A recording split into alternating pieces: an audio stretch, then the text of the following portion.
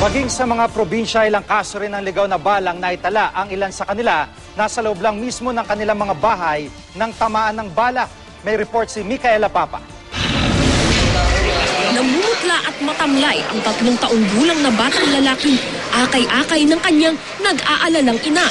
Animoy isinubsob sa dugo ang kanyang suot na sando. Tinamaan daw kasi ng ligaw na bala si Gerald Parayaw habang natutulog sila ng kanyang ina sa Baliwag, Bulacan noong kasagsagan ng pagpapaputok sa pagpasok ng bagong taon. Bigla po siyang humiyaw.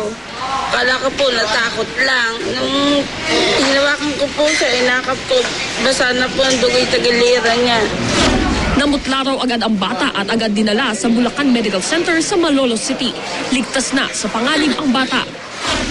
Sa Sarat, Ilocos Norte, bakas pa ang dugo sa sahig sa labas ng isang bahay. Dito raw bumagsak ang 50 taong gulang na magsasakang si Agustin Castillo matapos tamaan ng bala sa may binti.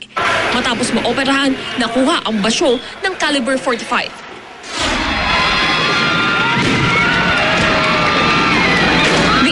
Na biktima ng ligaw na bala sa Zamboanga City. Isinugod sa ospital ang 14 na taong gulang na si Jonathan Bacani na nagtamo ng sugat sa may braso.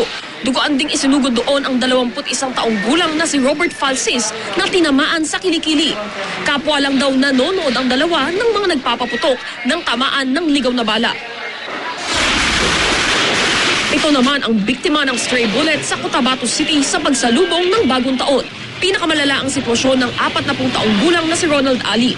Kwento ng kanyang ina, bigla na lamang daw siyang nabagsakan ng bala sa ulo habang nanonood ng fireworks sa may pintuan ng bahay nila. Hanggang ngayon nakabaon pa ang bala sa kanyang ulo at nasa maselang kondisyon. Stable naman ang lagay ni Reynaldo Aquino na taga Sultan Kudarat, Maguindanao. Uminit daw ang kanyang balikat at naramdamang may butas na. Tingin lang po ng mga fireworks, tapos bigla na lang yun, bumigat na ang balikat ko na hindi ko alam, bala na pala. Unang araw ng bagong taon pero naka-wheelchair si Saima Bantas Miro matapos siyang tamaan ng stray bullet sa binti. Sa binti rin tumama ang ligaw na bala sa isang babae sa Lagang Ilang Abra. Nangyari raw ito hindi pa man nagbabagong taon nitong Sabado. Natutulog daw siya sa kanyang kwarto nang maramdamang may mainit na bagay sa kanyang binti. Hanggang ngayon, wala pa rin sospek sa nangyaring insidente.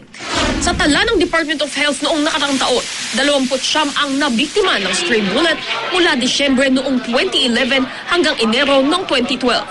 Patuloy naman na kinakalap ang datos ng biktima ngayong bagong taon. Micaela Papa, GMA News.